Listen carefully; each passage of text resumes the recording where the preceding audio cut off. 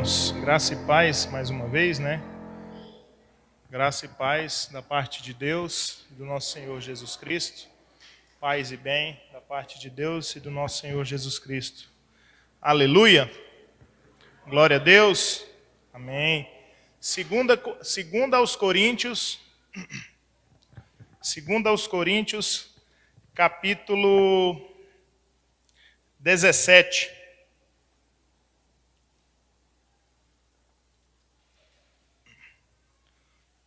Se tivesse combinado, a gente podia até ensaiar ela para cantá-la, né? E assim, se alguém está em Cristo, nova, né? Criatura é. Amém? Segunda aos Coríntios, capítulo 5, eu não falei não? Capítulo 5, perdão. Capítulo 5, verso 17. Não falei o capítulo. Os irmãos estavam falando, mas qual Coríntios ele deve estar falando, né? Na minha Bíblia não tem, né? Será que é só na dele? Que Bíblia que ele está usando aí, irmão? Diz capítulo 17 de Coríntios. Me perdoa, não falei o capítulo. Não sei o que tinha dito. Segundo aos Coríntios, capítulo 5, verso 17. Vamos ler todos, em voz uníssona. E assim, se alguém está em Cristo, é nova criatura. As coisas antigas já passaram, eis que se fizeram novas. Mais uma vez. E assim, se alguém está em Cristo, é nova criatura. As coisas antigas já passaram, eis que se fizeram novas. Vamos orar? Pai, em nome de Jesus, louvado seja o teu nome, Senhor. Obrigado pela tua graça, pela tua misericórdia, pelo teu bem, Pai, que o Senhor derrama sobre a sua igreja, sobre a nossa nação, sobre todas as nações, Senhor. Louvado seja o teu nome, porque o Senhor, Pai, atribuiu à sua igreja a missão e a comissionou, Pai, de pregar a tua palavra, pregar o teu evangelho, Pai. E nós te louvamos e te agradecemos por essa oportunidade que o Senhor me dá aqui nessa noite de estar me repartindo com a igreja da qual sirvo, Senhor. Em nome de Jesus pedimos que a palavra do Senhor, Pai, alcance mente e corações que estão aqui conosco reunidos e dos que estão assistindo ao vivo e dos que ainda ouvirão essa palavra. Louvado seja o Senhor e oramos no nome de Jesus. Amém. Amém. Irmãos, é uma palavra já conhecida nossa, né? E assim, se alguém está em Cristo, nova criatura é, as coisas antigas já passaram, eis que se fizeram novas. É uma palavra que eu penso que quando nós nos convertemos, a gente a aprendeu, né? Se você teve a oportunidade de ter a sua infância dentro da igreja, assim como as nossas crianças estão tendo, elas vão aprender essa palavra nas classes de escolinha bíblica. Se você foi um bom participante de escola bíblica dominical também, você aprendeu essa mensagem também lá. Então, é um versículo que a gente conhece e eu penso que a maioria de nós já até o memorizamos, né? E assim, se alguém está em Cristo, nova criatura é, as coisas antigas já passaram, eis que se fizeram novas. Só que qual que é o significado que a gente atribui a esse versículo para além do que a gente tem na Bíblia? Você já parou para pensar se você algum dia trouxe esse significado para a sua jornada de vida, para a sua existência? Qual que é a implicação que esse versículo traz para nós? Só que antes da gente falar sobre isso, eu queria antes dizer quais que eram as implicações que esse versículo teve na história da igreja, principalmente a igreja brasileira. Quando a gente falava assim, e assim se alguém está em Cristo, nova criatura é, a primeira coisa que é arremetida ou acometida na mente, no coração dos irmãos, do evangelicalismo ou do cristianismo brasileiro, tupiniquim, é a questão do batismo. Primeira coisa, a gente, nova criatura, eu fui nova criatura quando eu me batizei. Quando eu batizei nas águas, eu me tornei nova criatura, não é? A gente sempre atribui ou lembra, ou pegamos um significado na nossa memória que foi isso. Quando eu me tornei uma nova criatura? Quando esse versículo teve um significado na minha existência? Quando eu me batizei. quando eu tomei a decisão de me batizar. Eu me lembro de uma pessoa que pediu para ser batizada, e essa pessoa chegou a ser presa, né? E essa pessoa estava sendo evangelizada lá onde ela estava presa, e ela morava no litoral. E aí, quando ela pediu, chegou o momento dela sair, e ela já quis sair já com o pastor dela, falou assim: a primeira coisa que eu quero é já sair para o meu batismo já, e tem que ser no oceano. E tem que ser com muita água, e o senhor batiza de uma vez mesmo, porque tem que batizar muito, porque tem muita coisa ruim. E aí a gente atribui também ao nosso imaginário isso, que o batismo por imersão, de acordo com a quantidade de vida pregressa ou pecaminosa que a pessoa tem ou que ela teve, a gente pensa, não, o batismo por imersão é melhor, que ele dá uma lavada, ele limpa mais, e parece que por ter muita água, você emerge a pessoa lá e não pode deixar muito tempo, né? De repente a pessoa engasga ou começa a se afogar, né? Mas eu lembro que esse irmão falou: eu quero que o senhor me batiza, passou e deixa muito tempo lá, porque precisa, e tem que ser no oceano, com água salgada, para tudo que tiver de ruim ficar para trás, sabe? Ser lavado e regenerado ali já. Às vezes eu falo isso brincando, e a gente até sorri disso, e é engraçado, mas a gente sempre atribui ao significado de ser nova criatura ao significado do batismo. Parece que após o batismo, após esse sacramento, né, a gente se tornou nova criatura. Um outro ponto é a questão da ceia. Outro ponto é a questão da ceia. Quando eu me torno nova criatura? A partir do momento que eu posso comer do pão e beber do cálice. E ali, naquele momento ali de ceia, eu vou orar a Deus e pedir para Ele perdoar todos os meus pecados, para que eu possa participar da ceia sem ter pecado, porque não pode participar da ceia pecando. Amém? Amém? A igreja está entendida, né? Ninguém falou amém, né? Benção. Quem não participa da ceia em pecado, irmãos? Não é? É de uma pretensão, é de uma arrogância evangélica nossa tão grande. E eu já pensei isso já. Isso já teve na minha mente, no meu coração, que eu deveria participar da ceia sem pecado. Que tem que participar da ceia sem pecado. E que eu preciso orar, e que naquela semana é uma semana de consagração, porque a ceia é uma vez por mês, né? Em alguns locais a ceia é uma vez por mês, e eu tenho naquela semana que me consagrar, e não posso olhar nem para a esquerda, nem para a direita, eu tenho que estar sempre na presença de Deus e orando. Jejuar no dia da ceia, tem que estar em jejum, né? E esse jejum com uma consagração, né? Porque eu vou entregar o jejum e a consagração na hora da ceia, na hora que eu vou participar ali da ceia. E aí a gente pensa, ou atribuiu-se ao nosso imaginário, principalmente no ocidente da terra, isso é muita influência do cristianismo no ocidente da terra, que a gente precisa participar da ceia sem pecado, e todas essas atribuições que a gente coloca. Tem que me consagrar durante aquela semana, no dia da ceia eu preciso jejuar, porque eu preciso participar sem pecado. Porque se eu participar pecando, eu posso, sei lá, talvez até morrer ali, né? Porque eu estou comendo para a minha própria condenação. E a gente ouve até histórias do povo evangélico que, eu ouvi falar do irmão que ele estava comendo a ceia e ele desmaiou ali, né? E às vezes era pelo pecado, enfim. Mas a gente atribui essas coisas a uma série de situações, porque a partir disso é que a gente dá esse significado. Não, eu sou nova criatura porque, eu me batizei, 2, eu posso participar da ceia do Senhor, me consagrar, comer do pão e beber do cálice e sem pecado. Aí cabe a nossa reflexão, né? Não tem como a gente participar da ceia sem pecado.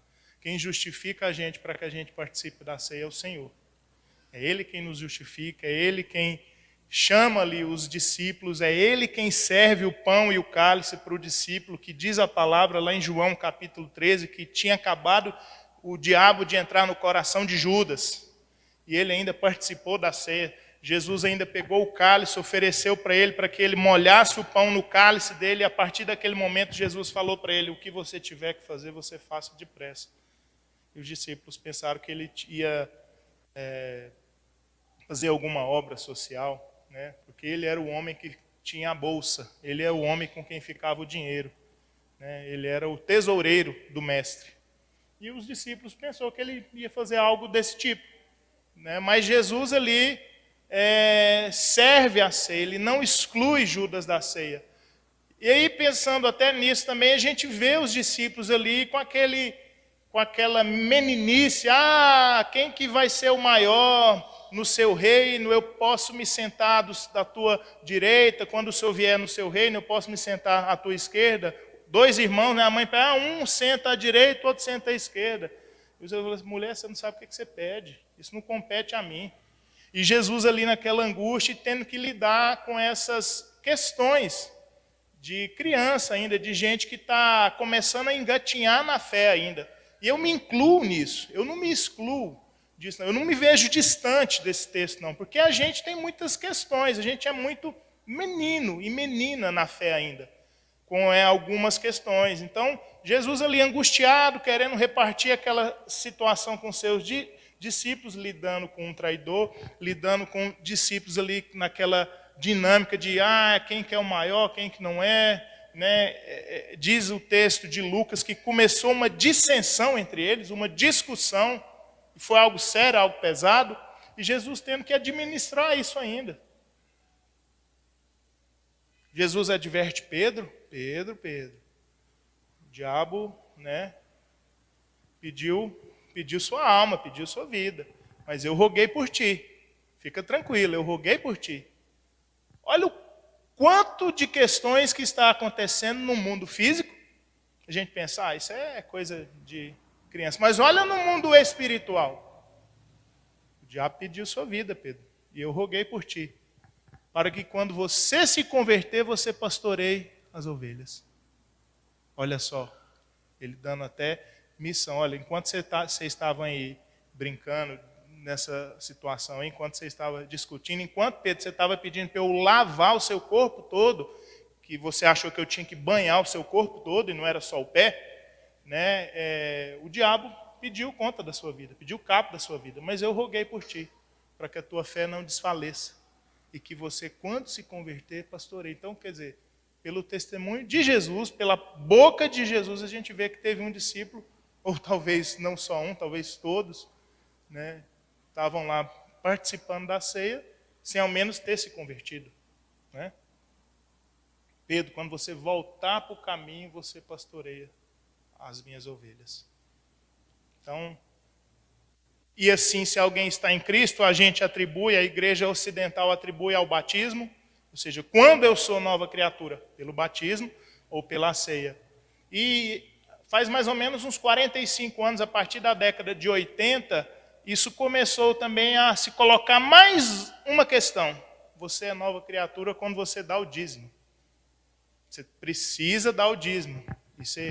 Quanto mais você se sacrificar, e sacrifício passou a ser denotado como dinheiro. Você precisa se esforçar, você precisa dar muito dinheiro, que quanto mais você se esforça e se sacrifica, e tira de pagar a sua conta, tira de você comer, porque você está sacrificando para Deus, aí você também está se tornando, ou tem se tornado a cada dia nova criatura. Isso a partir da década de 80, nos anos 90, então, isso explodiu, onde começou, então, o nascimento do neopentecostalismo, onde o sacrifício é você que faz, não é Jesus que faz, não é Deus quem providencia o sacrifício, não é Deus lá naquele momento com Abrão que providencia o cordeiro para que fosse sacrificado, é Abrão que daria o seu jeito, no nosso linguajar, ele daria seus pulos, né, e providenciaria o cordeiro para ser sacrificado. E isso você transportando isso do Antigo Testamento para o nosso cotidiano, a partir dos anos 90, o sacrifício passou a ser financeiro. Apenas e apenas financeiro. Você tem até que, se preciso for, para você ousar na sua fé, para você ousar para Deus, você tem que ser ousado para Deus, você não pode ser tímido, e é usado essas palavras, né? Foi usado e ainda é usado, que você precisa até tirar comida da sua casa, se preciso for, para você fazer um sacrifício ousado, para que Deus te abençoe. Nada mais é do que apenas você estar comprando Deus, ou você está tentando negociar com Deus para que você seja abençoado. Então, isso dos anos 90 no ocidente da terra, né, isso foi muito pregado. E veio também com isso a teologia do domínio, que você precisa tomar posse, que onde a planta do teu pé pisar é seu, e essas questões todas. Então, falamos de batismo, falamos de ceia, falamos de dízimo. Né? Você é nova criatura quando você é ousado no dia que você se sacrifica e dá o dízimo. Isso de acordo com o evangelicalismo ocidental da terra. Tá? Eu penso que a gente poderia falar uma série, poderíamos ficar aqui horas e horas falando dessas questões de que até na nossa mente e no nosso coração, talvez há alguns anos atrás, há algum tempo, isso esteve ainda na nossa mente. Dependendo de onde a gente começou a caminhar na nossa fé, de qual local, qual igreja, isso foi colocado e ensinado para nós que é desse jeito. Você é nova criatura quando você passa por esses processos. Né? E eu penso também que um deles, ou seja, talvez uma quarta questão, é a chamada, a dita segunda bênção, ou o batismo com o Espírito Santo. E isso foi muito disseminado no Brasil, a partir dos anos, final dos anos 70, início dos anos 80, foi criando corpo, criando força, criando musculatura, e nos anos 90 isso explodiu também, onde começamos a perceber que o discurso teológico das igrejas era que você era batizado nas águas e tinha que ser por imersão, não poderia ser por aspersão. E aqui na Igreja Remídio, fazendo só uma pausa, a gente batiza por imersão, por aspersão, por efusão. Do jeito que a pessoa vai ser batizada, ela quer se batizar. Você quer se batizar por imersão? Benção, meu irmão, vamos te batizar por imersão. Você quer se batizar por aspersão? Vai ser por aspersão. Né? Então, não tem uma regra, porque a Bíblia não define isso. Então, voltando, dízimo, ceia, batismo, ceia, dízimo, e aqui eu penso também que podemos colocar a questão da segunda bênção. Você já ouviu isso? Não sei de onde que você veio, mas dependendo de onde você veio, você já ouviu isso. Eu já ouvi isso. Estou testemunhando de algo que eu já ouvi e vi, que você só se tornaria nova criatura depois que você fosse batizado com o Espírito Santo. E a maior evidência de que você foi batizado com o Espírito Santo é se você orasse em línguas. Você tinha que falar em línguas estranhas. Era a maior evidência. Não, esse irmão recebeu o Espírito Santo. E naqueles encontros que as igrejas faziam e ainda fazem aos finais de semana, geralmente no domingo é feita ali uma pregação para que você seja batizado, um momento ali de batismo com o Espírito Santo. E eles colocam que a evidência disso é a oração em línguas, ou você falar em línguas estranhas. Ali é uma evidência de que você foi batizado. Ali é uma evidência de que você também é uma nova criatura. Né? A questão que fica para nós agora, será que é isso que estava na mente, na cabeça do apóstolo Paulo, quando ele escreve essa epístola para a igreja de Corinto? O que ele pensou?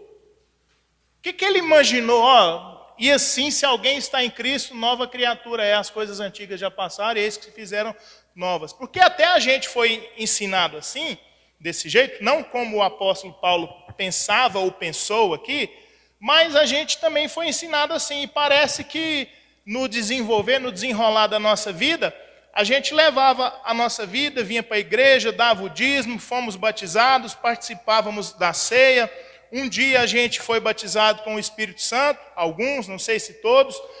Alguns, não sei se todos, passaram a orar em línguas e a gente ficou animado. A gente ficou ali naquele momento inicial, talvez, da nossa conversão, pegando fogo, cheio de amor, cheio de paixão pela palavra, pela reunião, por congregar, por estar onde a igreja estivesse reunida. A gente gostaria de estar e a gente estava.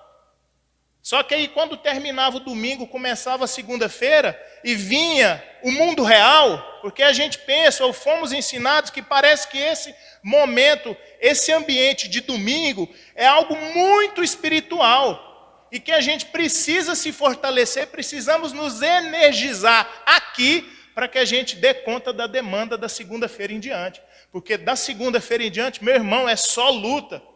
Irmão, você vê onde eu trabalho. Tem gente que chega e fala assim, irmão, você vê onde eu trabalho, é só luta, é só perseguição. Então eu preciso me fortalecer, eu preciso estar com Deus, eu preciso estar em plena comunhão com Deus, preciso estar me consagrando, porque senão eu não dou conta. E aí a gente dá as nossas derrapadas, porque a gente dá mesmo as nossas derrapadas, e vamos dar nome para essas derrapadas, a gente peca. Vem a segunda, a gente peca. Vem o trabalho, a gente peca. Vem as questões familiares, a gente peca. Talvez muito, uns pouco, mas peca. E aí você vai desanimando, você vai esfriando. A ponto até de pensar, cadê a nova criatura? Que eu percebia, que eu sentia ela, eu não a percebo mais, eu não a vejo mais. Aonde está aquela nova criatura que eu me lembro no dia que eu batizei, eu fiquei chorando, fiquei animado. No dia que eu fui batizado com o Espírito Santo, eu fiquei amando, chorando de paixão por aquele momento, aquilo que eu sentia. Mas cadê a nova criatura agora? Para onde ela foi? Às vezes a gente até pensa, será que ela fugiu? Será que ela saiu? Será que ela saiu do meu corpo? Uns até pensam, não, irmão, o Espírito Santo às vezes ele pode te deixar. Eu já fui ensinado isso, que o Espírito Santo, dependendo de quanto ou como a gente peca, ele pode deixar a gente. Aí você precisa orar, você precisa... O Augusto ali está balançando a cabeça, que o Augusto deve pensar, eu nunca ouvi isso, né? Mas, Augusto, a gente já ouviu isso, irmão. Eu já ouvi isso. Muitos irmãos já foram ensinados assim já. Estou pensando assim, o que é isso? Você nunca ouviu isso, né, Augusto? Graças a Deus, né, cara? Que benção. Né? Mas ouvi outras coisas, né? Complicadas também, né? Então a gente pensava, não, o Espírito Santo saiu de mim, o que é que eu preciso fazer? Eu preciso me batizar de novo? Eu preciso buscar o Espírito Santo e orar em línguas de novo?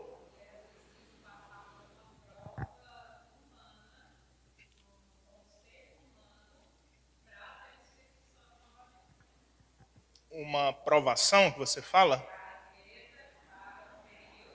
Sim, sim. Exatamente. Se o seu pecado fosse descoberto pela igreja, meu irmão, minha irmã. Se você tinha cargo, você tinha que sair do cargo. Você tinha que ficar um tempo fora do cargo, em stand-by. Você ficava ali, tipo, na geladeira. E aí a igreja ia te observando. E durante os cultos, eu estou falando do que eu já vivi, tá? Durante os cultos você era observado. E durante o louvor você tinha que ser aquele crente assim, aparentemente espiritual, que durante os cantos você louvasse a Deus e levantasse as mãos e colocasse a mão aqui no coração e chorasse, se derramasse na presença, porque você estava sendo observado. E você precisava se restituir espiritualmente falando, para que o Espírito Santo voltasse a te habitar, para que você fosse restituído nos seus cargos que você tinha lá na igreja. E esse período ainda sem tomar a ceia. Você não podia participar da ceia, não. E aí, depois dessa avaliação que a gente era submetido, a igreja ia, realocava a gente para a posição que a gente ia, e você passava a ceiar, e você até passava a perceber que realmente, pelo seu esforço, pela sua força, pela sua busca, nosso Espírito Santo voltou a habitar em mim. Estou me sentindo agora a mesma nova criatura de antes, daquela que se converteu, que eu lembro muito bem como que era. E que eu chorei muito e que foi emocionante. Mas que não sei o que aconteceu, que eu perdi ela. Irmãos, diante disso tem duas questões na mente dessa pessoa. Na mente das pessoas que foram ensinadas assim, fica apenas duas questões. O apóstolo Paulo está falando besteira, ou o apóstolo Paulo está falando besteira, isso que ele está falando não existe, ou eu preciso me revisitar. Eu preciso olhar para mim e saber o que aconteceu, ou o que tem acontecido com o meu coração, com a minha vida, com a minha mente, que eu não tenho percebido mais eu ser essa nova criatura. Porque dentro da igreja é uma bênção, eu me sinto essa nova criatura. Em casa eu não me sinto uma nova criatura. Com a minha esposa, com o meu esposo, eu não me sinto uma nova criatura. Com os meus filhos, com os meus pais, eu não me sinto uma nova criatura. No meu trabalho eu não me sinto uma nova criatura. Mas dentro da igreja eu me sinto essa nova criatura. Gente, olha a bagunça que fica na cabeça das pessoas. por um ensino errado? Por falta de você questionar o texto. Apenas vamos questionar o texto. O que Paulo está querendo dizer com isso? Isso foi apenas uma introdução, agora a gente vai entrar no texto, de fato. Vamos voltar lá para o capítulo 4. Volta uma página aí da sua Bíblia, para trás.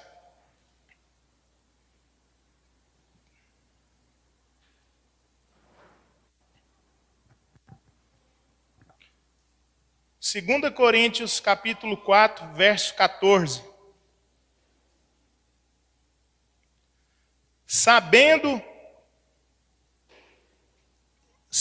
que aquele que ressuscitou o Senhor Jesus também ressuscitará com Jesus e nos apresentará convosco.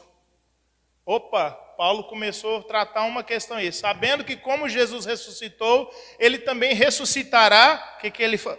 Ele ressuscitará com Jesus e nos apresentará convosco. Opa, Paulo incluiu algumas pessoas aí. Ele incluiu a gente aí e a gente pode se sentir incluído aqui, porque a gente é fruto dessa pregação, dessa igreja que começou. Amém, meus irmãos? Glória a Deus. Então, o que significa essa questão de ser incluído nessa ressurreição aí de Cristo? Que assim como Cristo ressuscitou, ele também, Cristo nos apresentará. Vai apresentar a gente para quem? Para o Pai, para Deus. Opa, ressuscitado já em glória. Né? Será que ele está falando apenas daquela ressurreição, quando ele voltar, quando a gente vai ter os nossos corpos ressuscitados, os corpos glorificados? Ou ele está falando de uma ressurreição que já começa nessa vida, que a gente já experimenta e testifica ela nessa vida? Pararam para pensar nisso já? Será que ele está falando da parousia, ou seja, da vinda de Jesus, da segunda vinda dele, onde ele vai ressuscitar todos os que morreram? Ou ele está falando de uma ressurreição, de uma novidade de vida que já começa naquele momento que você nasceu de novo e que a gente atribui ao batismo, ou ao batismo com o Espírito Santo? Isso é atribuição nossa. Paulo não fala isso, tá? Paulo não afirma que a nova criatura começa com o batismo, ou com o batismo do Espírito Santo. Mas ele já começa a falar que desde o capítulo 4, do verso 14, que sabendo, ele fala isso na segunda pessoa, do plural. Nós sabemos, é sabendo, a gente sabe, a igreja sabe. A gente precisava saber se a gente não sabe. Porque ele fala aqui sabendo. Por que a gente não sabe? Então, por que a gente fica atribuindo a questão de ser nova criatura a ser batizado? Porque Paulo está falando aqui de algo muito superior ao batismo por imersão ou por aspersão nas águas.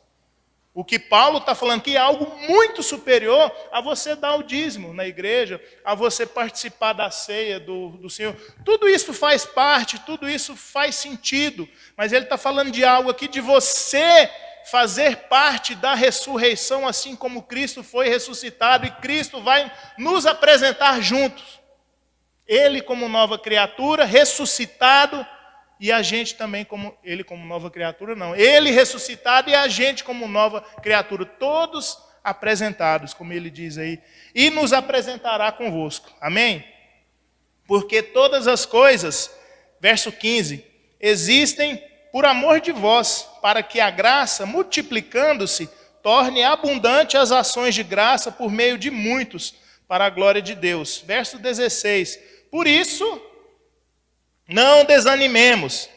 Pelo contrário, mesmo que o nosso homem exterior se corrompa, mesmo que o nosso homem exterior chegue na segunda-feira, eu chegue lá em casa, eu chegue no meu trabalho, eu chegue num grupo de amigos que eu não estou me dando bem, que eu estou percebendo que eu estou pecando ou que eu tenho dificuldade, que eu percebo que quando eu estou dentro da igreja é uma bênção, mas quando eu saio não é tão bênção assim, eu preciso me esforçar, preciso lutar, e precisa mesmo, que é o que ele fala aqui. Por isso não desanimemos, pelo contrário, mesmo que esse corpo, que esse veículo, que esse corpo nosso é apenas um veículo, é um meio de transporte, é uma capa. Mesmo que ele se corrompa, contudo o nosso homem interior se renova de dia em dia. Amém? Gente, o nosso homem interior, não importa se o nosso exterior se corrompa. Paulo está falando aqui, o nosso homem interior ele vai se renovar de dia em dia. Verso 17, porque a nossa leve e momentânea tribulação. Qual que é a tribulação que você está passando, o que você passou, o que você associa que você passou durante a sua jornada de vida cristã, ou que nesse momento você está passando? Paulo fala aqui para os coríntios, porque a nossa leve e momentânea tribulação produz para nós. Irmãos, a tribulação não produz para o outro, não produz para a igreja, produz para você, produz para mim. Paulo está falando, produz para nós eterno peso de glória, acima de toda comparação. Não tem o que comparar. A nossa leve tribulação, não importa qual seja a tribulação, Paulo chama ela de leve, produz para nós, produz para você, produz para o seu coração, produz para a sua mente, para você por inteiro, um peso de glória acima de toda comparação. Amém? Não atentando nós nas coisas que se veem, mas nas que se não veem, porque as que se veem são temporais, as que se não veem são eternas. Mas a gente fixa o nosso coração nas coisas que a gente vê. A gente fixa a nossa mente, a gente fixa toda a nossa expectativa de vida cristã nas coisas que a gente vê. Paulo não está falando de um batismo por imersão ou por aspersão. Paulo não está falando do nosso batismo nas águas. Paulo não está falando de nós podermos participar do corpo e do sangue de Cristo nessa nova aliança que Jesus construiu e fez. Paulo não está falando da gente poder sacrificar e dar o dízimo para ser abençoado por Deus. Paulo não está falando da gente ser batizado com o Espírito Santo e se sentir empoderado. Agora eu me sinto uma nova criatura, não. Ele está falando das dificuldades da vida. Vamos ter dificuldades, ainda que o nosso homem exterior se corrompa. Tem possibilidade da gente se corromper. O nosso homem exterior vai se corromper. Ele pode se corromper, mas o nosso homem interior ele se renova de dia em dia. Amém?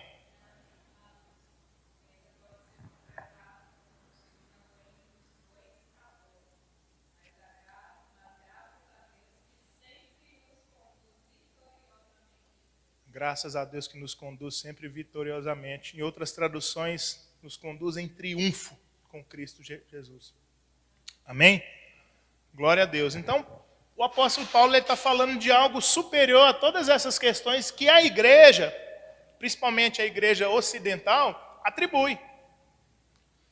O que é necessário para você ser nova criatura? Essas 4 questões que eu citei. Batismo, ceia, dízimo, batismo com o Espírito Santo. Eu citei apenas esses 4. A gente poderia citar N e N e N. E se a gente fosse falar da igreja atual, meu irmão, poderíamos incluir aqui mais um 5º, que é um movimento que está acontecendo no Brasil e fora. Você precisa apoiar determinada candidatura política, porque senão você não é considerado nascido de novo, nova criatura. Isso não é só no Brasil, irmãos. Isso é no mundo todo que tem acontecendo. Parte ocidental. Parte ocidental isso tem acontecido. Algumas pessoas têm me procurado, têm sido convidadas a sair das suas comunidades. Eu conheci um irmão que ele é filho de pastor. Filho dos pastores da igreja. Foi convidado a sair da igreja. Os pastores da igreja, o pai e a mãe, convidou o filho a sair da igreja. Uai, eu penso assim, será que a igreja de Jesus, ela não sabia lidar com os diferentes? Parece que Jesus passou o tempo todo lidando com os diferentes. E eu gosto de uma fala do nosso pastor, Labieno, o pai, e eu acredito que o Júnior também pensa do mesmo jeito. Pastor Labieno, o pai, ele fala, eu sou pastor de gente de direita, eu sou pastor de gente de esquerda, eu sou pastor de gente de centro, eu sou pastor de uma igreja plural. Eu sou um pastor de uma igreja que pensa como o apóstolo Paulo diz lá em Efésios, que o que é a igreja? É a multiforme sabedoria de Deus. Multiforme, enisforme, todas as formas da sabedoria de Deus. está incluso na igreja. Ele fala, eu sou pastor de uma igreja que, enquanto Cristo não volta, o trigo e o joio estão andando junto. Ah, mas será que o joio é quem não apoia? Não importa, a gente não sabe. Jesus mesmo falou, olha, só os anjos do meu Pai que vão separar. Não é minha missão, não é a missão de Cristo, não é a missão da igreja separar. E a igreja brasileira tem dado um mau testemunho nisso.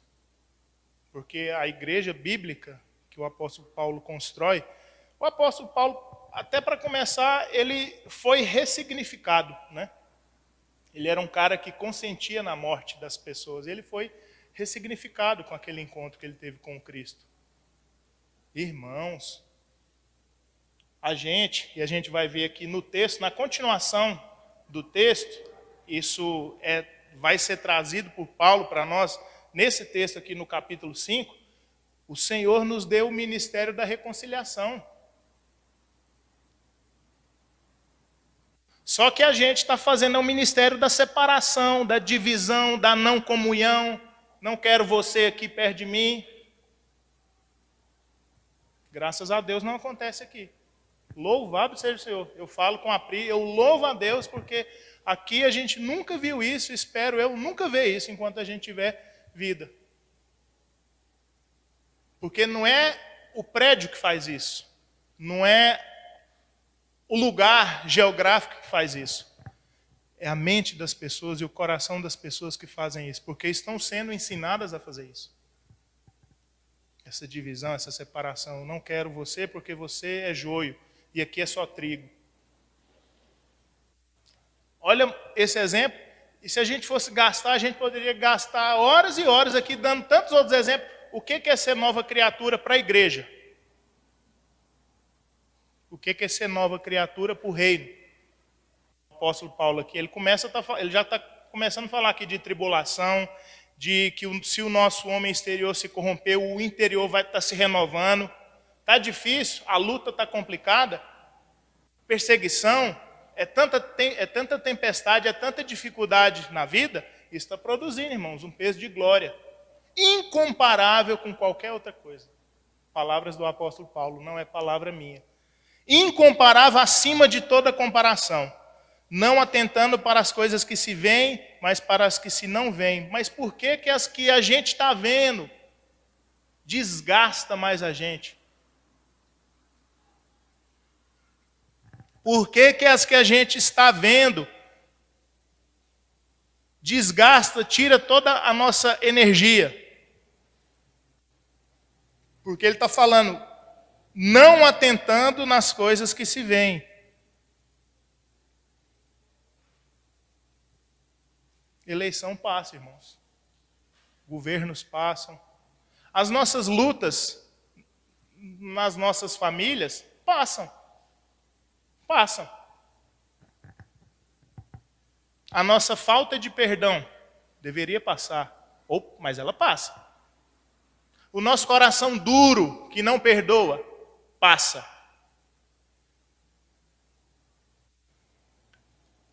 Mas as que a gente não vê, perdão, amor, graça, misericórdia, benignidade, bondade, inclusão, amar, aceitação, serviço. Isso a gente não vê. Mas isso aqui dá um significado circunstancial para as nossas vidas. Dá um significado com um peso incomparável para as nossas vidas. Você quer ser um bom ser humano? Você quer ser uma boa pessoa? Você quer ser um bom homem de Deus? Uma boa mulher de Deus? Foquem nas coisas que não se veem. Se esmere em ser um especialista nas coisas que não se veem. Você pode estudar, você deve aproveitar todas as oportunidades que Deus te dá de você fazer talvez um mestrado, um doutorado, ser um conhecedor das letras, ser um conhecedor de todas as coisas que se veem nesse mundo. Mas você quer atribuir um peso de glória incomparável para você? Foque nas coisas que não se veem. Amém? Aí Paulo começa o capítulo 5 assim: sabemos, de novo, sabemos. Ele está colocando aqui outras questões também que a gente sabe, ou que nós deveríamos saber. Sabemos que a nossa casa terrestre deste tabernáculo se desfizer, seu corpo aí, meu, sabe as dores que você sente? Sabe as dificuldades no corpo que você lida? Sabe as dificuldades no corpo que a gente ainda vai lidar? Sabendo que se a nossa casa terrestre deste tabernáculo se desfizer, temos da parte de Deus um edifício, casa, não feita por mãos, eterna nos céus. E por isso, neste tabernáculo, gememos, aspirando por sermos revestidos da nossa habitação celestial. O quanto você aspira de ser revestido da sua nova habitação celestial? Você nunca parou para pensar nisso? O quanto da sua vida, desde quando você se converteu, você gastou aspirando essa nova casa celestial, habitando você?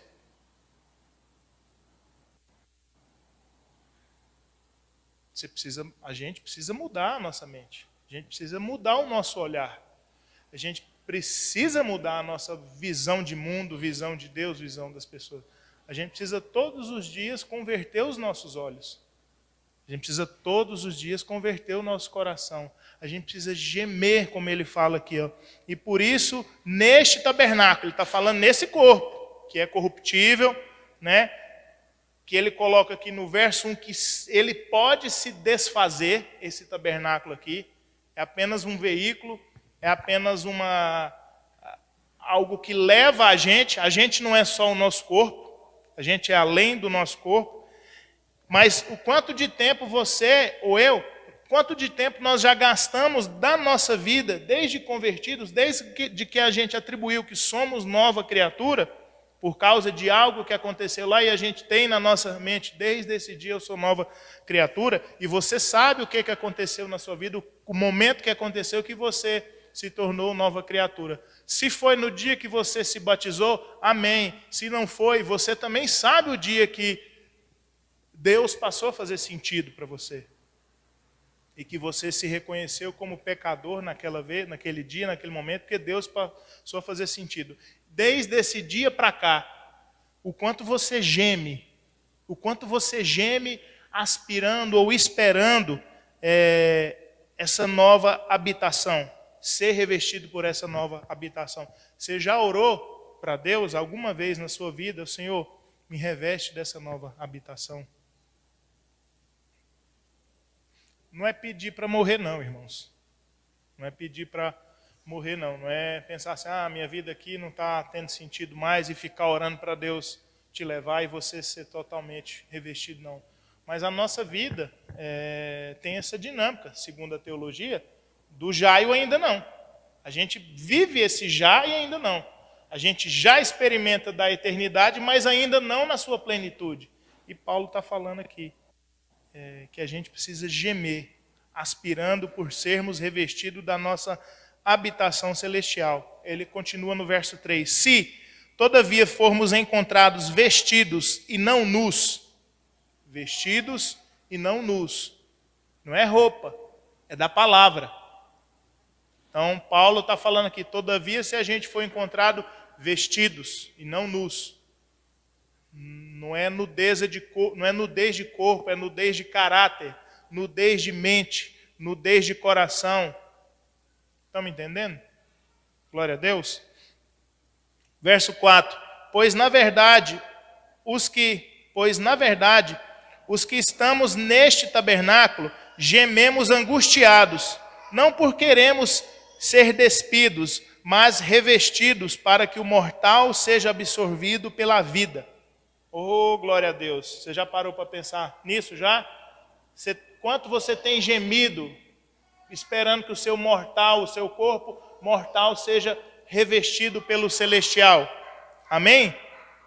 Amém? Glória a Deus. Continuando aí, verso 5, ora, foi o próprio Deus quem nos preparou para isso, outorgando-nos o penhor do Espírito Santo. Você foi feito para isso, meu irmão. Nós fomos feitos para isso. Nós fomos feitos para que o nosso corpo fosse habitado por esse novo tabernáculo, não feito por mãos, mas feito nos céus, feito por Deus e por Jesus, da qual vai ser a nossa nova habitação, da qual a gente precisa aspirar, precisa esperar que a gente seja revestido. E Paulo já começa a dizer que a gente precisa desejar isso em vida. Ô, meu irmão, é só uma nova criatura que pode desejar isso em vida já. Não é a nova criatura que, quando ela atribui que ela passou a ser uma nova criatura, então agora eu posso orar para Deus para me ser abençoado, que Ele vai me abençoar. Paulo não está falando de coisas, de questões que os olhos veem. Está falando de algo muito superior. É de algo que os olhos não veem. É de algo que é incorruptível. Ele está pedindo para que o incorruptível passe a ser a habitação do corruptível. Passe a estar no lugar do corruptível. A gente precisa aspirar essas questões incorruptíveis.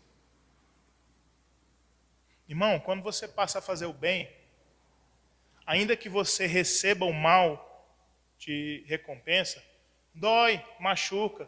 O nosso corpo, o nosso homem exterior pode até se corromper. Por isso que dói, por isso que machuca. Mas a gente não sabe mais viver de outro modo. Porque a gente é nova criatura, a gente aprendeu a fazer o bem. Recebemos um novo nascimento.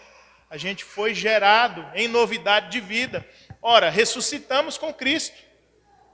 Não é como ele fala lá, quando a gente começou a leitura no capítulo 4, 2 Coríntios capítulo 4, verso 14, Jesus vai nos apresentar juntamente com ele ressuscitado. A gente também ressuscitado. Ele incluiu a gente na equação.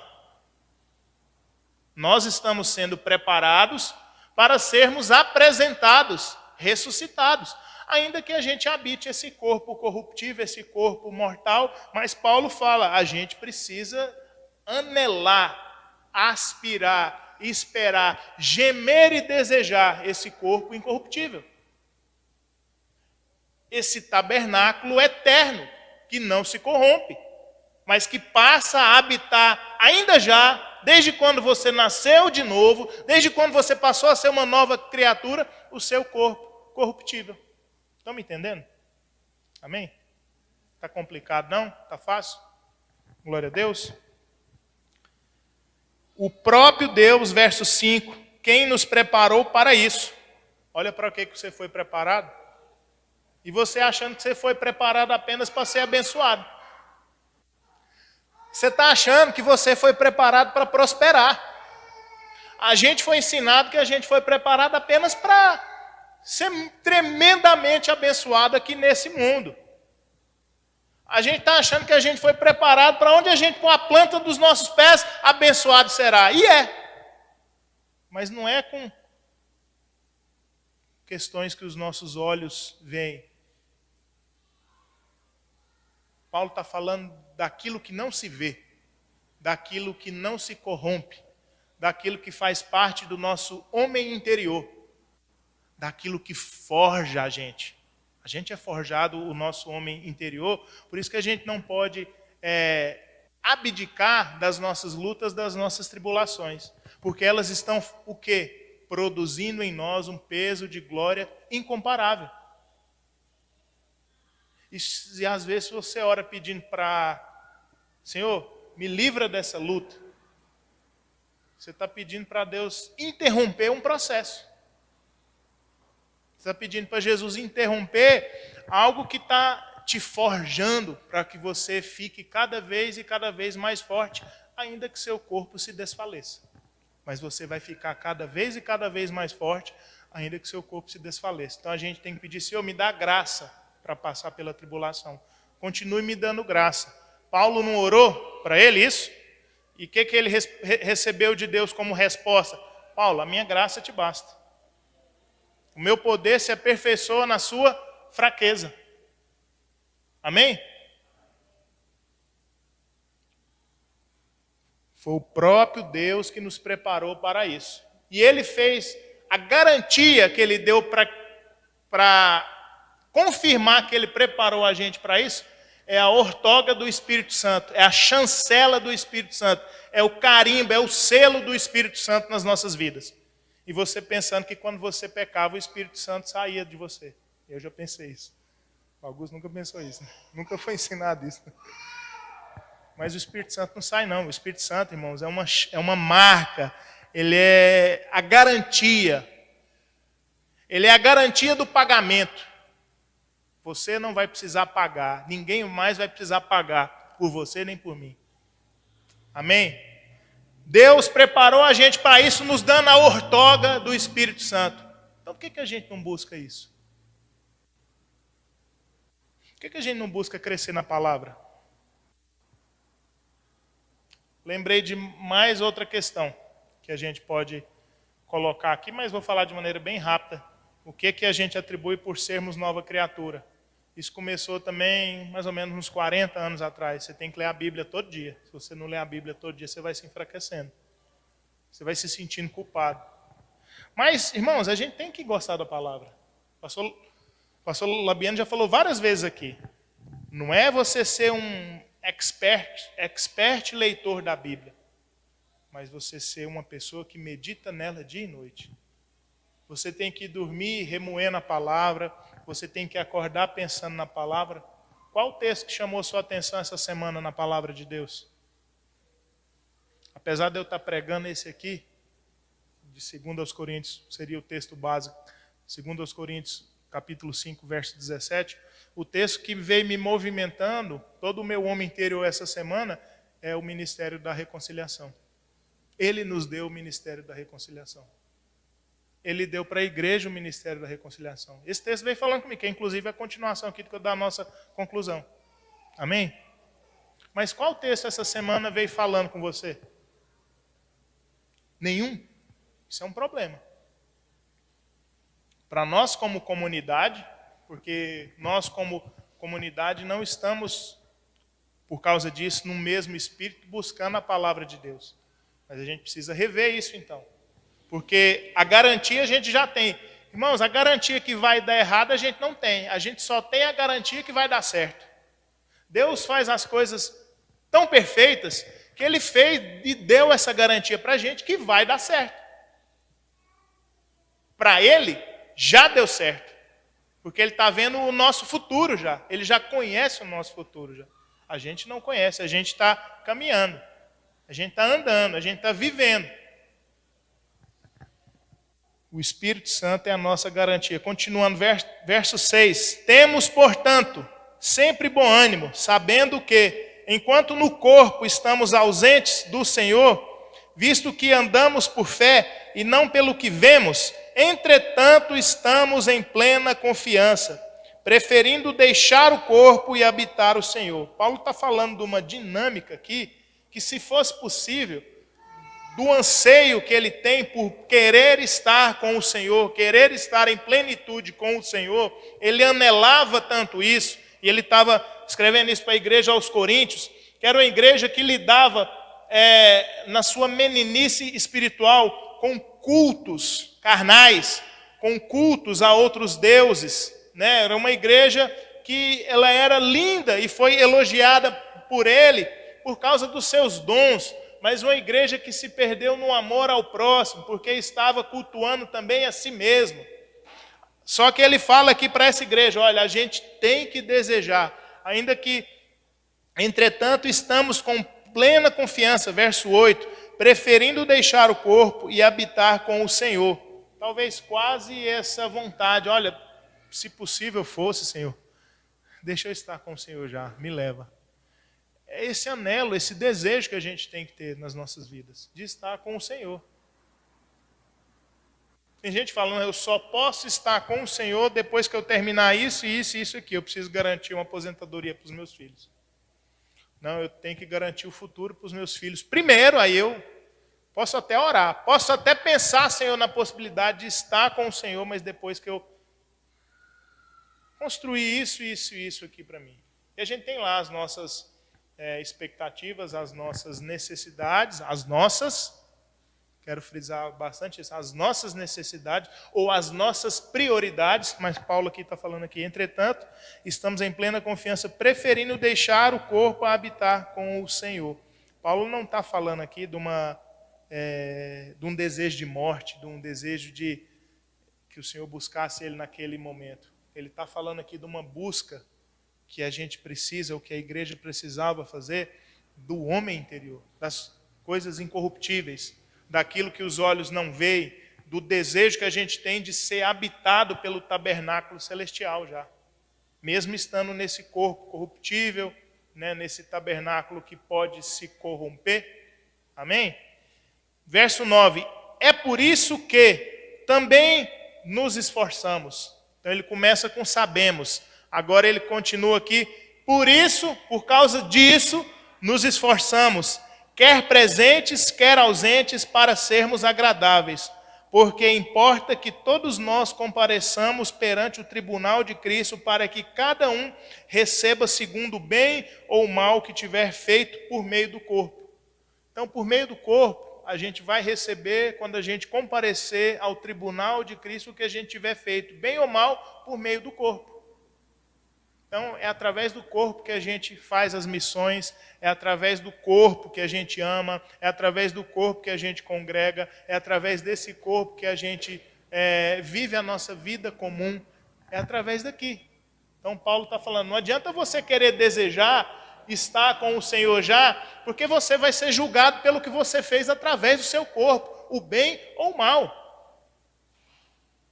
Você veio fazendo só mal até aqui, Paulo está dando um conselho, passe a fazer o bem agora, através do corpo, através de você. As pessoas precisam ver e falar assim, nossa, Maria Júlia, como você faz o bem para mim? Nossa, Priscila, como você faz o bem para mim? Amém? É através do corpo. Não adianta a gente viver uma vida espiritual, anelando estar com o Senhor, anelando estar querer ser revestido por esse tabernáculo celestial, sendo que a gente está tendo toda a oportunidade de vida aqui de fazer o bem através do nosso corpo. De servir a Deus e ao próximo através do nosso corpo. Verso 11. E assim, conhecendo o temor do Senhor, persuadimos os homens e somos cabalmente conhecidos por Deus. E espero que também a vossa consciência nos reconheça. Não nos recomendamos novamente a vós outros, pelo contrário, damo-vos ensejo de vos gloriardes por nossa causa, para que tenhais o que responder aos que se gloriam na aparência, não no coração.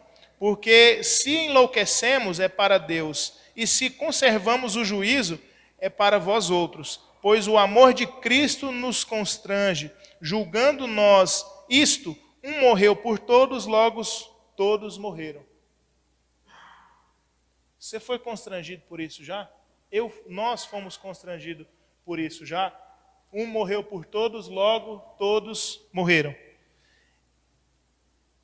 E ele morreu por todos para que os que vivem não vivam mais para si mesmos, mas para aquele que por eles morreu e ressuscitou. Olha para que a igreja foi chamada.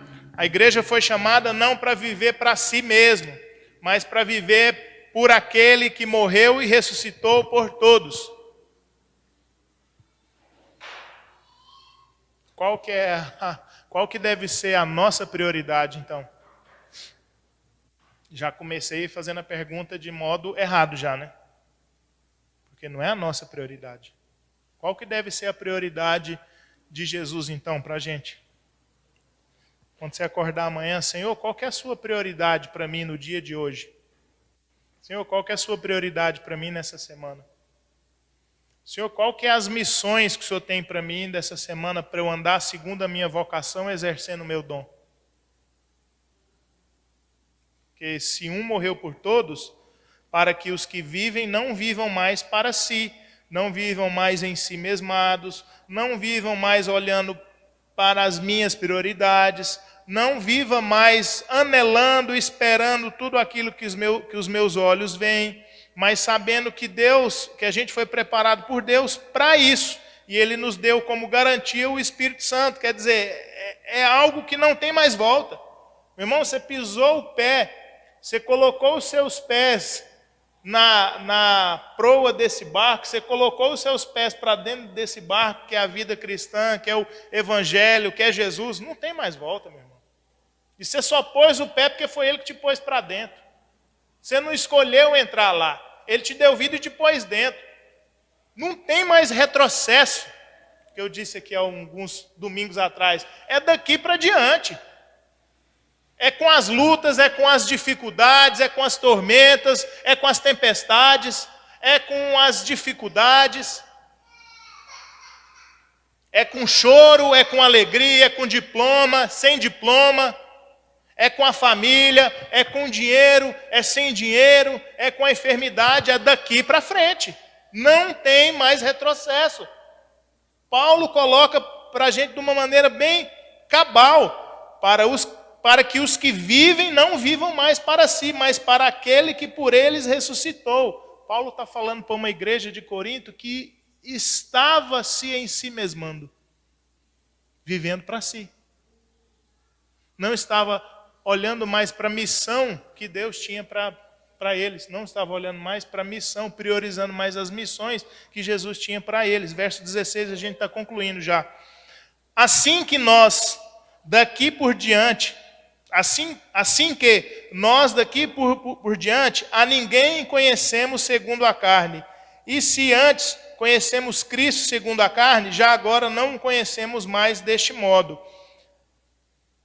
Conhecer Cristo segundo a carne, conhecer as pessoas segundo a carne, e aqui ele dá ênfase nessa questão de conhecer a Cristo segundo a carne, é conhecer apenas as letras.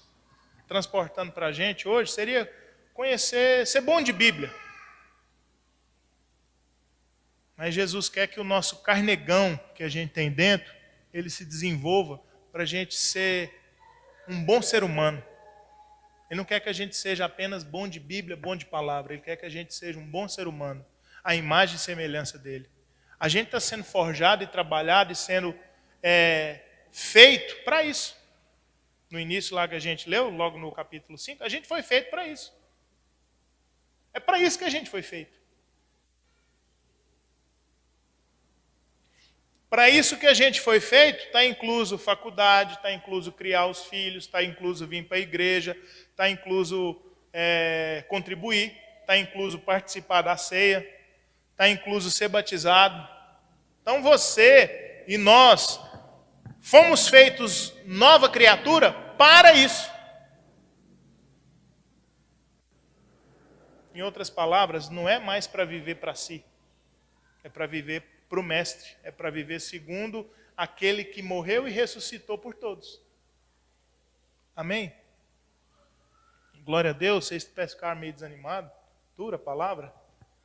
Pensa um tanto para mim, foi dura também. Mas é isso, irmãos. A advertência que a palavra traz para nós é essa. Não tem outro caminho. Qual outro caminho que a gente tem? Qual? Não tem. Eu não sei. A palavra não dá outro. Não tenho. Irmão, é caminho sem volta. É desde quando você se tornou nova criatura para diante. Não tem mais volta. Não tem retrocesso. Em Cristo não tem retrocesso. Verso 17. E assim, se alguém está em Cristo, nova criatura é. As coisas antigas já passaram, eis que se fizeram nova. Agora fez sentido?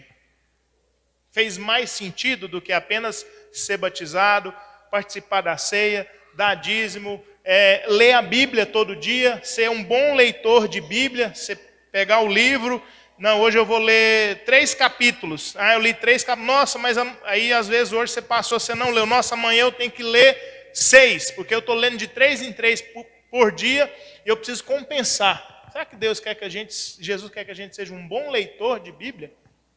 Acredito que não. Faz parte. Não estou falando que quem lê a Bíblia desse jeito está errado. Faz parte. Mas não se condene também porque você precisa ler a Bíblia todo dia. Isso é você dogmatizar, é você deixar isso de maneira farisaica. Como os fariseus faziam. Eles andavam com versículos bíblicos, com versículos da lei, passagens da lei amarrada no corpo. Tinha um cinto que eles andavam e uma corda com vários versículos amarrado no corpo. E segundo o entendimento deles, segundo essa dogmatização deles, eles estavam andando com a palavra. Isso é andar com a palavra? Isso não é andar com a palavra. Amém? Glória a Deus. Para a gente concluir, então. Verso 18. Ora, tudo provém de Deus, que nos reconciliou consigo mesmo por meio de Cristo. Deus reconciliou a gente com o inimigo, com o diabo, com o capeta, com o Satanás. A gente era inimigo dele. Ele tomou a iniciativa e nos reconciliou consigo mesmo. Aí quando eu ouço que a pessoa pensa assim, o fulano que pecou comigo, ele que vem até mim e se reconcilia. Eu não vou até ele, não. Ô, meu irmão, minha irmã, o entendimento é nosso. É a gente que tem o entendimento. É a gente que tem a palavra. Deus tomou a iniciativa. Verso 18. Ora, tudo provém de Deus, que nos reconciliou consigo mesmo por meio de Cristo e nos deu o ministério da reconciliação. Isso é ministério seu e nosso, tá? É ministério seu e nosso, ele nos deu o ministério da reconciliação. Verso 19. A saber que Deus estava em Cristo reconciliando consigo o mundo e não imputando aos homens as suas transgressões, e nos confiou a palavra da reconciliação. Para quem que ele confiou a palavra da reconciliação? Para nós. Ele reconciliou a gente com o mundo, ele reconciliou a gente com ele mesmo, ele estava em Cristo reconciliando o mundo e não imputando aos homens as suas transgressões, nos deu e nos confiou a palavra da reconciliação. Verso 20. De sorte que somos embaixadores em nome de Cristo, como se Deus exortasse por nosso intermédio. Quando você é exortado por um irmão ou por uma irmã, que ele chega fazendo uma exortação sobre você, isso acontece muito. Se não acontece muito no nosso meio, poderia acontecer mais essa dinâmica de uns exortar aos outros. Né? Essa exortação. Você está sendo exortado porque você foi comissionado. Era como se o próprio Deus estivesse exortando a pessoa. Ou é como se o próprio Deus estivesse exortando você através da pessoa que está te exortando. Deus faz as coisas perfeitas. Porque Ele designa aí para a gente de sorte que somos embaixadores em nome de Cristo. Como se Deus exortasse por nosso intermédio. Em nome de Cristo, pois rogamos que vos reconcilieis com Deus. Aquele que não conheceu o pecado, ele o fez pecado por nós, para que nele fôssemos feitos justiça de Deus. Amém? Glória a Deus. Qual que é o ministério que a gente pouco vê os irmãos buscando na vida cristã? Da reconciliação. Eu vejo irmãos buscando o ministério da palavra, o ministério de louvor, o ministério de servir, o ministério de assistência social, o ministério de servir as pessoas mais humildes. Eu vejo irmãos buscando esse ministério. Eu já fui estimulado ou emulado a buscar esse ministério, porque parece que esses ministérios tem lá sua importância, ou tem lá sua maior importância do que os outros. Paulo está trazendo aqui para nós algo muito importante, que Deus mesmo nos designou, ou nos deu, nos entregou, e Ele não entrega para a gente aquilo que Ele já não tenha feito primeiro. Vou repetir. Deus não entrega para a gente aquilo que Ele já não tenha feito antes. O que Ele fez antes com a gente? Reconciliou a gente. E entregou para a gente aqui, meu irmão, aqui, minha irmã. Esse aqui é o ministério que eu te dei, porque eu fiz isso com você. Você era meu inimigo, eu te reconciliei. E eu, através de Cristo, reconciliei o mundo, não imputando aos homens as suas transgressões. E estou entregando para a igreja, para vocês, esse ministério. Que vocês devem andar nele. E aí ele termina aqui: rogamos então, irmãos, que vos reconcilieis com Deus. Porque se você se reconcilia com Deus, quer dizer que você já se reconciliou com o próximo. Você só pode se reconciliar com Deus se você tiver se reconciliado com o próximo. Aí você está reconciliado com Deus. Tem como João não disse isso? Você não abriu hoje o nosso momento de celebração lá em 1 João? 1 João também não diz que se a gente ama a Deus que não vê e não ama o próximo que a gente vê, a gente é mentiroso. A gente está mentindo.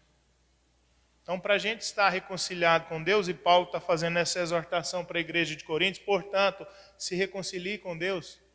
Paulo está querendo dizer assim: olha, vocês têm que estar reconciliados. Reconciliem uns com os outros. Vocês receberam de presente o ministério da reconciliação. E isso é maravilhoso. Amém? Para concluir, toda hora é concluir, né? Mas agora é para concluir mesmo. Capítulo 6, verso 1.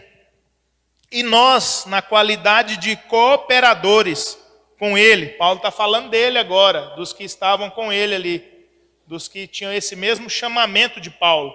E nós, na qualidade de cooperadores com ele, também vos exortamos a que não recebais em vão a graça de Deus. Porque ele diz: eu te ouvi no tempo da oportunidade e te socorri no dia da salvação.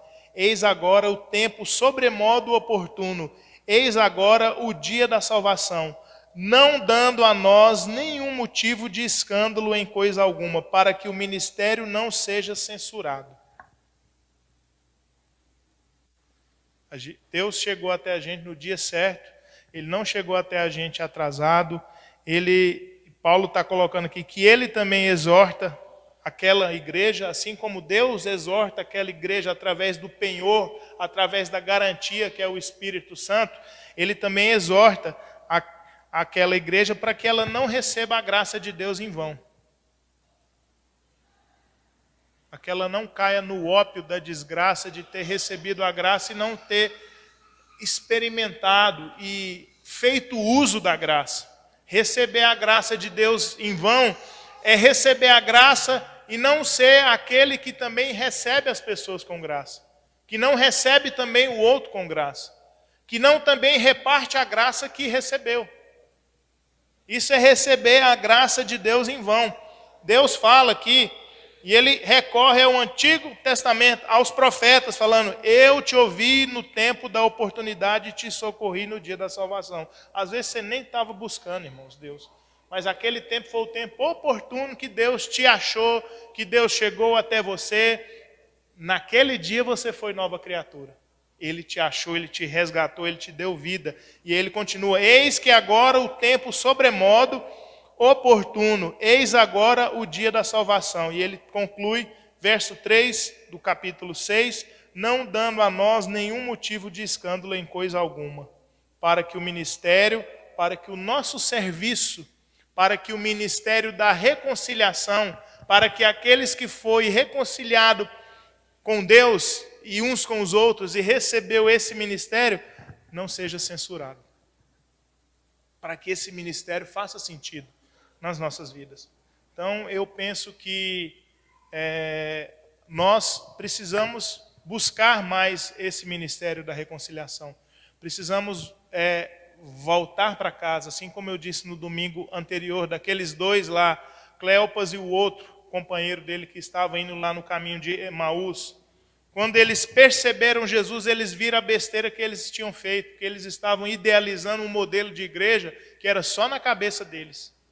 Eles viram Jesus lá na mesa, eles já voltaram para a comunhão, já, o lugar certo que a gente precisa estar é reunido com a igreja, naquele momento. Então, meu irmão, às vezes, para a gente começar a exercer esse ministério, a gente precisa voltar para casa. Às vezes é dentro de casa que a gente vai começar a exercê-lo. Sendo bons homens, sendo boas mulheres, sendo independente de homem ou de mulher, sendo bons servos. sendo dispenseiros não só da graça, mas agora também do ministério da reconciliação. Porque eu fui reconciliado. Deus estava em Cristo reconciliando o mundo todo e não atribuindo aos homens as suas transgressões. Amém? Vamos ficar em pé? Glória a Deus. Alguma dúvida, alguma pergunta, algum comentário? A pastor Labiano fala, vai beber tudo assim no seco? Sem nenhum questionamento?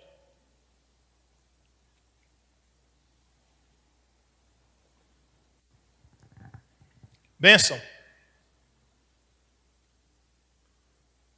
Vamos embora felizes, alegres, saltitantes com a palavra que a gente recebeu. Amém? Vamos orar? Pai, em nome de Jesus, obrigado por esse momento, por essa hora, pela sua palavra, Pai. Como a sua palavra, ela é maravilhosa, Pai. Ela tira tudo aquilo, toda aquela expectativa humana que a gente tem para as nossas vidas. Tira tudo isso da nossa mente, do nosso coração, da nossa vida e recoloca ou realoca, Pai, em nossa mente, em nosso coração, expectativas agora, Pai, de acordo com o que a gente viu, eternas. Expectativas essas, Pai, construídas pelo Senhor no tabernáculo celeste. Porque, conforme a sua palavra, Pai, esse corpo nosso, ele pode se corromper, mas a nossa busca é pelo tabernáculo celeste, é pelo aquilo que a gente não vê, conforme diz a sua palavra, Pai. A gente precisa buscar isso mais, com mais expectativa, com mais alegria, com mais vontade, Senhor.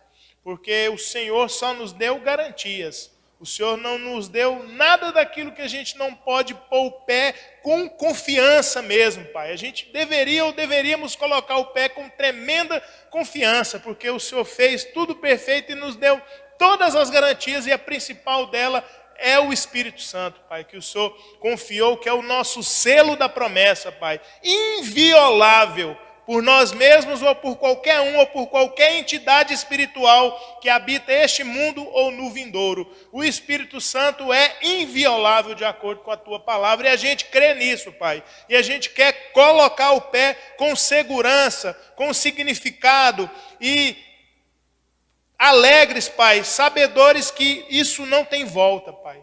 Isso não tem volta e que a gente pode confiar.